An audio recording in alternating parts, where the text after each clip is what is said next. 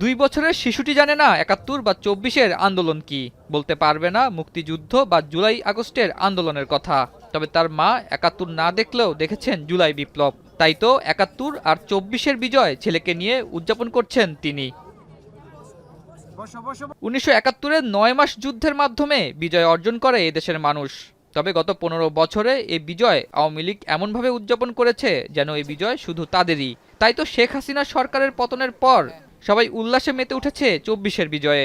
১৯৭১ সালে ১৬ ডিসেম্বর আমরা যে বিজয়টা অর্জন করেছি, এটা অ্যাকচুয়ালি আমরা বইতে পড়েছি, ইতিহাসে মানে আমাদের যারা হচ্ছে সিনিয়র ছিল সিনিয়রদের কাছ থেকে শুনেছি, কিন্তু নিজেদের আসলে দেখা হয়নি বা ওভাবে শুনে ফিলও করা হয় নাই।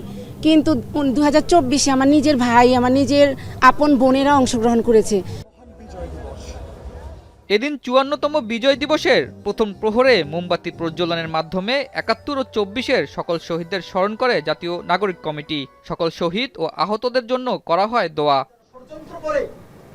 এ সময় গত ১৫ বছর স্বৈরাচারী শেখ হাসিনা সরকারের কারণে নিজের মতো বিজয় দিবস উদযাপন করতে না পারার আক্ষেপ জানান সাধারণ মানুষ। এর আগে বিগত যে বিজয় দিবসগুলো ছিল সেগুলো হচ্ছে আমার কাছে মনে হচ্ছে একটি স্বৈরাচারী সরকার সে হচ্ছে কুক্ষিগত করে রেখেছিল।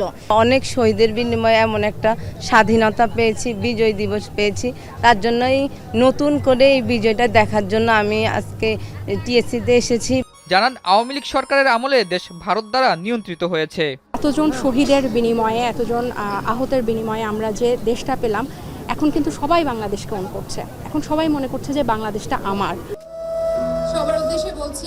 সেই সাথে জুলাই আগস্টের আন্দোলনে গণহত্যা চালানো খুনিদের বিচার নিয়ে প্রশ্ন তুলেন তারা।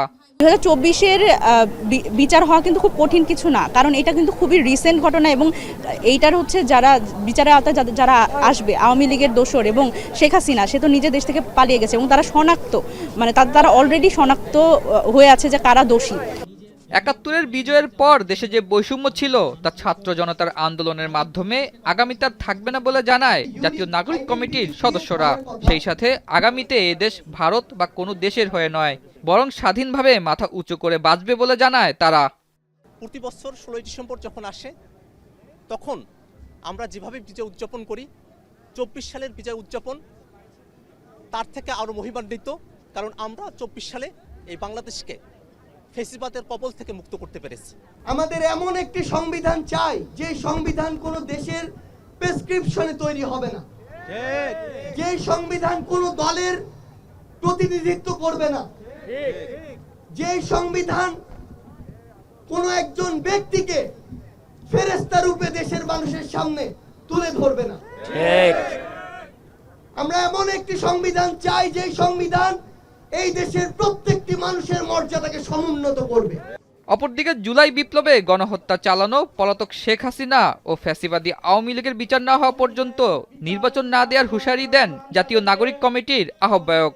আগামীতে আওয়ামী লীগের বিচার, ভারতীয় দোষদের বিচার, মুজিববাদকে বিতরণ, এগুলো করেই তরুণ প্রজন্ম ইলেকশন প্রসেসে যাবে।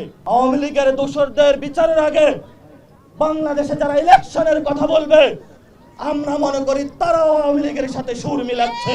৭১-এর মুক্তিযুদ্ধকে আওয়ামী লীগ চুরি করেছিল, ৯০-এর যে স্বৈরাচার গণ অভ্যুত্থান আওয়ামী লীগ বিএনপি ভাগ বটোয়ারা করে চুরি করেছিল, কিন্তু এই ২৪-এর যে বিপ্লব এবং গণ অভ্যুত্থান হয়েছিল, আমরা কোনো রাজনৈতিক দলকে চুরি করতে দিব না ইনশাআল্লাহ। ২৪-এর আন্দোলনের শহীদদের রক্ত যাতে বৃথা না যায় তাই রাষ্ট্র সংস্কারে সবাই একসাথে কাজ করার আহ্বান জানানো হয়। আতাউর নিয়ন, এখন, ঢাকা।